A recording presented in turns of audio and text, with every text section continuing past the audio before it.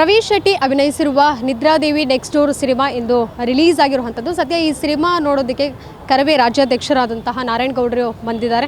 ಅವ್ರನ್ನೇ ಮಾತಾಡಿಸ್ತಾ ಹೋಗ್ತೀನಿ. ಸಿನಿಮಾ ಹೇಗಿದೆ ಅನ್ನುವಂಥದ್ದು. ಸರ್, ಸಿನಿಮಾ ರಂಗ ಹೊಸದಲ್ಲ ನಿಮಗೆ, ಆದ್ರೂ ಸಿನಿಮಾಗಳನ್ನು ಸಾಕಷ್ಟು ನೋಡಿರ್ತೀರ. ಬಟ್ ಇವತ್ತು ಅದರಲ್ಲೂ ಸಹ ಪ್ರವೀಣ್ ಶೆಟ್ಟಿ ಅವರ ಮಗ ಪ್ರವೀಣ್ ಶೆಟ್ಟಿ ಅವರ ಸಿನಿಮಾ ನೋಡಿರುವಂಥದ್ದು ಹೇಗೆ ಅನ್ನಿಸ್ತು ಸರ್? ಪರವಾಗಿಲ್ಲ, ಹೊಸ ಪ್ರತಿಭೆಗಳಿಗೆ ಕನ್ನಡ ಚಿತ್ರರಂಗದಲ್ಲಿ ಅವಕಾಶ ಸಿಗಬೇಕು. ಕನ್ನಡ ಚಿತ್ರರಂಗ ನಿಂತ ನೀರು ಆಗಬಾರ್ದು. ಅದು ಹರಿಯುವ ನೀರಾದಾಗ ಪರಿಶುದ್ಧವಾಗಿರುತ್ತೆ. ಹಾಗಾಗಿ ಒಬ್ಬ ಕನ್ನಡದ ಹೋರಾಟಗಾರನ ಮಗ ನಾಯಕ ನಟನಾಗಿ ಮಾಡಿರುವಂಥ ಈ ಸಿನಿಮಾ ನಿದ್ರಾದೇವತೆ, ಇಬ್ಬರು ಸಿನಿಮಾದ ಎಲ್ಲ ಪಾತ್ರಧಾರಿಗಳು ಅದ್ಭುತವಾದಂಥ ನಟನೆ ಮಾಡಿದ್ದಾರೆ. ಅದರಲ್ಲಿ ವಿಶೇಷವಾಗಿ ಹೀರೋ ಮತ್ತು ಹೀರೋಯಿನ್ ಇಬ್ಬರೂ ಸಹ, ನಾಯಕ ನಟ ಮತ್ತು ನಾಯಕ ನಟಿ ಇಬ್ಬರೂ ಸಹ ಅದ್ಭುತವಾದ ಪಾತ್ರವನ್ನು ಮಾಡಿದ್ದಾರೆ. ಅವರಿಗೆ ಸಿಕ್ಕಿದ ಅವಕಾಶಕ್ಕೆ ಆ ಪಾತ್ರಗಳಿಗೆ ನಿಜವಾದ ಜೀವ ತುಂಬುವಂಥ ಕೆಲಸ ಮಾಡಿದ್ದಾರೆ. ನೂರಾರು ಸಿನಿಮಾಗಳು ಮಾಡಿದಂಥ ಅನುಭವ ಇರುವ ನಟ ನಟಿಯರು ಹೇಗೆ ಆ್ಯಕ್ಟಿಂಗ್ ಮಾಡ್ತಾರೋ ಹಾಗೆ ಅವರಿಬ್ಬರು ಚೆನ್ನಾಗಿ ಆ್ಯಕ್ಟಿಂಗ್ ಮಾಡಿದ್ದಾರೆ. ಅವರಿಗೆ ನಾನು ಶುಭ ಹಾರೈಸ್ತೀನಿ. ಸರ್, ಈಗ ಆಲ್ಮೋಸ್ಟ್ ಎಲ್ಲರಿಗೂ ಕೇಳ್ಪಟ್ಟಿರ್ತೀವಿ. ಅಂದರೆ ಎರಡೂ ಬಣ ಬೇರೆ ಆದ್ರೂ ಪ್ರವೀಣ್ ಶೆಟ್ಟಿಯವರು ನೀವು ಎಲ್ಲೋ ಇಬ್ಬರಿಗೂ ಜೊತೆಗಿಲ್ಲ ಅಂತ ಹೇಳಿದ್ರು ಸಹ ಕನ್ನಡ ಸಿನಿಮಾಗೋಸ್ಕರ, ಇಂಡಸ್ಟ್ರಿಗೋಸ್ಕರ, ಒಬ್ಬ ಹೀರೋ, ಅಪ್ಕಮಿಂಗ್ ಹೀರೋಗೋಸ್ಕರ ನೀವು ಬಂದು ಸಿನಿಮಾ ನೋಡಿರುವಂಥದ್ದು. ಏನಾದರೂ ಮನಸ್ತಾಪ ಐತಾ ಅದೆಲ್ಲ ಬಿಟ್ಟು ಬಂದ್ರೆ ಏನು ಕ್ಲಾರಿಫೈ ಕೊಡೋದಾದ್ರೆ? ನೋಡಿ, ಕರ್ನಾಟಕ ರಕ್ಷಣಾ ವೇದಿಕೆ ಯಾವುದೇ ಬಣ ಇಲ್ಲ. ಅದು ನೈಜವಾದ ಬಣ. ಅದು ನಾರಾಯಣಗೌಡರು, ಕರ್ನಾಟಕ ರಕ್ಷಣಾ ವೇದಿಕೆ. ಅವೆಲ್ಲ ಒಂದು ಕಡೆ ಇಟ್ಬಿಡೋಣ.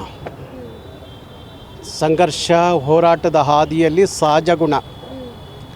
ವಿಚಾರದಲ್ಲಿ ಸಂಘರ್ಷ ಇರಬೇಕಷ್ಟೇ.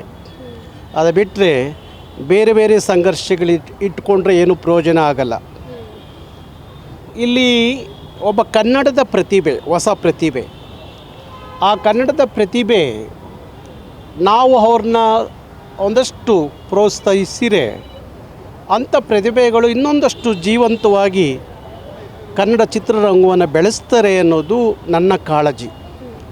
ಯಾರ ಮಕ್ಕಳಾದರೂ ಸಹ ಕನ್ನಡಿಗರು ಅನ್ನುವಾಗ ನಾವು ಭಾರಿ ಅವರಿಗೆ ಹತ್ತಿರವಾಗ್ತೀವಿ. ಯಾವುದೇ ದ್ವೇಷ, ಹಸಿವೆ, ಅಹಂಕಾರ ಅವೆಲ್ಲ ಶಾಶ್ವತ ಅಲ್ಲ. ಏನೇ ಗೆಲ್ಲಲಿಕ್ಕೆ ಸಾಧ್ಯ ಆಗೋದು ಎಲ್ಲರೂ ಪ್ರೀತಿಯಿಂದ ಇದ್ದಾಗ ಮಾತ್ರ. ಹಾಗಾಗಿ ಪ್ರವೀಣ್ ಕುಮಾರ್ ಶೆಟ್ಟಿಯವರು ನನ್ನ ಮಗನ ಸಿನಿಮಾವನ್ನು ನೋಡಿ ಆಶೀರ್ವದಿಸಿ ಅಂತ ಹೇಳಿದಾಗ ಒಬ್ಬ ಕನ್ನಡದ ಹೋರಾಟಗಾರನಾಗಿ ಇನ್ನೊಬ್ಬ ಕನ್ನಡದ ಹೋರಾಟಗಾರನ ಮಗ ಒಂದು ಸಿನಿಮಾ ಮಾಡುವಾಗ ಹಾರೈಸೋಕ್ಕಿಂತ ದೊಡ್ಡ ಭಾಗ್ಯ ಇನ್ಯಾವುದು ಇರಲಿಕ್ಕೆ ಸಾಧ್ಯ ಇದೆ. ಹಾಗಾಗಿ ಆ ಪ್ರತಿಭೆ ಇನ್ನೂ ಎತ್ತರಕ್ಕೆ ಬೆಳೀಲಿ ಎನ್ನುವ ಹಾರೈಕೆ ನಂದು. ಅಷ್ಟೇ ಅಲ್ಲ, ಯಾರೇ ಕನ್ನಡದ ಮಕ್ಕಳು ಯಾವುದೇ ಕ್ಷೇತ್ರದಲ್ಲಿ ಉನ್ನತವಾದ ಸ್ಥಾನಮಾನದಲ್ಲಿ ಬೆಳೆದು ನಿಂತಾರೆ ಅಂದರೆ ಅದಕ್ಕೆ ಖುಷಿ ಪಡುವಂಥ ಮಹಾಪಂಕ್ತಿಯಲ್ಲಿ ಮೊದಲಿಗನಾಗಿ ನಾನಿರ್ತೀನಿ, ಒಬ್ಬ ಹೋರಾಟಗಾರನಾಗಿ. ಹಾಗಾಗಿ ವಿಶ್ವವ್ಯಾಪ್ತಿಯಲ್ಲಿ ಕನ್ನಡದ ಪ್ರತಿಭೆಗಳು ಖ್ಯಾತಿ ಪಡೀಲಿ ಅನ್ನುವ ಹಾರೈಕೆ ನನ್ನದು. ಅದು ಬಿಟ್ಟರೆ ಇನ್ನು ಯಾವ ಪ್ರತಿಷ್ಠೆಯೂ ಅದರಲ್ಲಿ ಇಲ್ಲ. ಸರಿ, ಹಿಂದೆ ಕರ್ನಾಟಕ ಬಂದಾದಾಗ ಒಬ್ಬರು ಬೆಂಬಲ ಸೂಚಿಸಿದರೆ ಇನ್ನೊಬ್ಬರು ಸೂಚಿಸಿರಲಿಲ್ಲ. ಇನ್ನು ಮುಂದೆ ಏನಾದರೂ ಪ್ರವೀಣ್ ಶೆಟ್ಟಿ ಹಾಗೂ ನೀವು ಒಂದೇ ಕಾರ್ಯಕ್ರಮಗಳಲ್ಲಿ ಕಾಣಿಸ್ಕೊಳ್ಬಹುದಾ? ಸಾಧ್ಯತೆ ಇದೆಯಾ? ನೋಡಿ, ಅದೇ ಹೇಳಿದ್ನಲ್ಲ, ವಿಚಾರದ ಸಂಘರ್ಷವಾದಾಗ ವಿಚಾರದಲ್ಲಿ ಒಂದಷ್ಟು ಆಗು ಹೋಗುಗಳು ಇರ್ಬೋದು. ವ್ಯಕ್ತಿಗತವಾಗಿ ಯಾವುದೇ ದ್ವೇಷ ಯಾರ ಮೇಲೂ ಇಲ್ಲ, ಗೊತ್ತಾಯ್ತಾ? ನಾನು ದ್ವೇಷ ಕಟ್ಕೊಂಡು ಏನು ಸಾಧಿಸೋದು ಏನೂ ಇಲ್ಲ. ಹಾಗಾಗಿ ಅಂಥವೆಲ್ಲವನ್ನು ದೂರ ಇಟ್ಟು ಕರ್ನಾಟಕದ ವಿಚಾರ ಬಂದಾಗ, ಕನ್ನಡದ ಮಕ್ಕಳ ಭವಿಷ್ಯದ ವಿಚಾರ ಬಂದಾಗ, ಕನ್ನಡದ ನೆಲಜಲದ ವಿಚಾರ ಬಂದಾಗ ಅಂಥ ಎಲ್ಲ ಪ್ರತಿಷ್ಠೆಗಳನ್ನು ದೂರ ಇಟ್ಟು ನನ್ನ ನಾಡು, ನನ್ನ ಭಾಷೆ, ನನ್ನ ಜನ ಅನ್ನುವ ನೈಜವಾದ ಪ್ರೀತಿ ಕಾಳಜಿ ನಮಗಿರುವಂಥದ್ದು. ಹಾಗಾಗಿ ಒಂದು ಸಂಘಟನೆಯನ್ನು ಕಟ್ಟೋದು ಭಾರಿ ಸುಲಭ. ರಾತ್ರಿ ಆಗಿ ಬೆಳಕರದ್ರೊಳಗಡೆ ರಾಜ್ಯಾಧ್ಯಕ್ಷ ಅಂತ ಘೋಷಣೆ ಮಾಡ್ಕೊಳ್ಳೋದು ಸುಲಭ. ಆದರೆ ಒಂದು ಸಂಘಟನೆಯನ್ನು 27 ವರ್ಷ ನಿರಂತರವಾಗಿ ಎತ್ತರದಿಂದ ಎತ್ತರಕ್ಕೆ ತೊಗೊಂಡೋಗೋದಿದೆಯಲ್ಲ, ಲಕ್ಷಾಂತರ ಜನನ್ನು ಪ್ರೀತಿ ಗಳಿಸೋದಿದೆಯಲ್ಲ, ಕೋಟ್ಯಾಂತರ ಜನರ ಪ್ರೀತಿ ಅಭಿಮಾನ ಆಶೀರ್ವಾದವನ್ನು ಗಳಿಸೋದಿದೆಯಲ್ಲ, ಅದು ಕರ್ನಾಟಕದಲ್ಲಿ ಸಾಧ್ಯ ಆಗಿದ್ದು ನಾರಾಯಣಗೌಡರಿಗೆ ಮತ್ತು ಕರ್ನಾಟಕ ರಕ್ಷಣಾ ವೇದಿಕೆಗೆ. ಸರ್, ಕೊನೆಯ ಪ್ರಶ್ನೆ ಅಂದರೆ ಏಕರೂಪ ಸಿನಿಮಾ ಟಿಕೆಟ್ ದರ ಮಾಡಿರುವಂಥದ್ದು ಆದೇಶ ಜಾರಿಗೆ ಬರುವಂಥದ್ದು ಇನ್ನೂ ಬರಬೇಕಾಗಿದೆ, ಆದರೆ ಎಲ್ಲೋ ಸಾಧ್ಯತೆ ಇದೆ ಅನ್ನೋಂಥದ್ದು ಕೇಳ್ಪಡ್ತಾ ಇದ್ದೀವಿ. ಈಗಾಗಲೇ ಜಾರಿಗೆ ಬಂದಿರುವಂಥದ್ದು ಏನೋ ಗೆಜೆಟ್ ಅದೊಂದು ಕನ್ಫರ್ಮ್ ಆಗಬೇಕಾಗಿದೆ. ಈಗ ಮಲ್ಟಿಪ್ಲೆಕ್ಸ್ ಇರ್ಬೋದು, ಸಿಂಗಲ್ ಸ್ಕ್ರೀನ್ ಥಿಯೇಟರ್ ಇರಬಹುದು ಸರ್. ಈಗಾಗಲೇ ಎಷ್ಟೋ ಸಮಸ್ಯೆಗಳು ಈಗ ಆಗಿರುವಂಥದ್ದು, ಪರಭಾಷೆ ಸಿನಿಮಾ ಹಾವಳಿ ಕೂಡ ಬಂದಿರೋದ್ರಿಂದ ಸಮಸ್ಯೆ ಬಗೆಹರಿಬಹುದಾ 200 ರೂಪಾಯಿ ಟಿಕೆಟ್ ದರದಿಂದ?